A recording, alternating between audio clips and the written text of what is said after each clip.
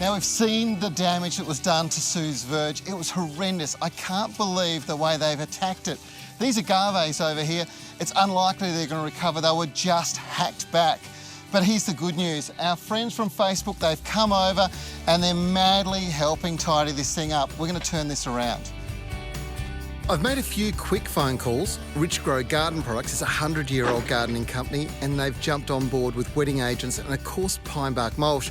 I've also called the Troforte people and we'll be spreading some of that Troforte M across the topsoil and under the mulch. Lastly, water-wise compliant plants are a must, and my friends at Waldeck's Garden Centre, their Stirling store, have helped out with a selection of top quality plants that spread and do not exceed 75 centimetres in height. And they've managed to get it here just in time for us to do some serious planting work. Not all councils are this heavy-handed, and I did ask the City of Cambridge if they'd like to come here and explain what's happened, but they've declined to comment or be involved, and I do understand it because there's a storm of angry interest over this story. But the nearby City of Bayswater is a council keen to see more Verge gardens planted, and Chris Cornish, a councillor, was happy to share their strategy on beautifying the council's verges. Chris, when it comes to the verges, it's obviously valuable land, so are there any limitations to the types of plants you can grow in the City of Bayswater? You know, fruit trees, herbs, it's obviously a lot. Where are you at with that?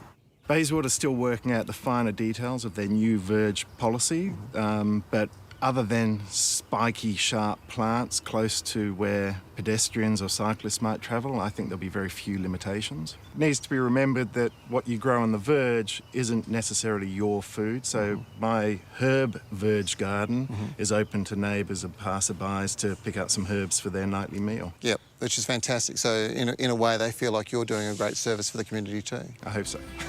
OK, we've done our homework here, and following the published guidelines, we're clearing vegetation 1 metre in from the road and 1 metre in from the pathway.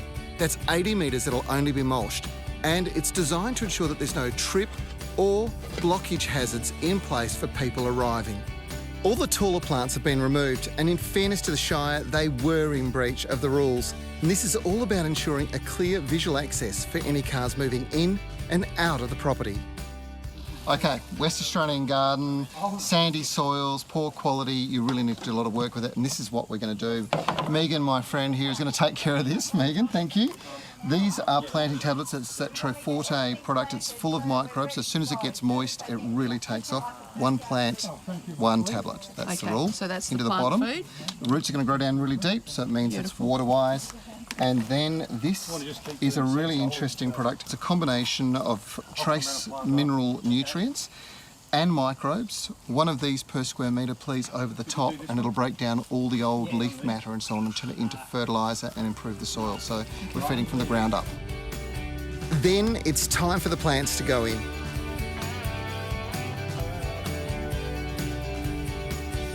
Then we mulch the soil using Rich Grow pine bark.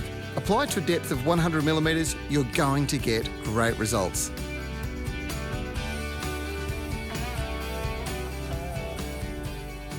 Well, Sue, what an amazing job the team has done. As time goes on, it's just going to get better and better. Thank you, everybody, and the Garden Gurus, you absolutely rock. Thank you. No worries. Thank you.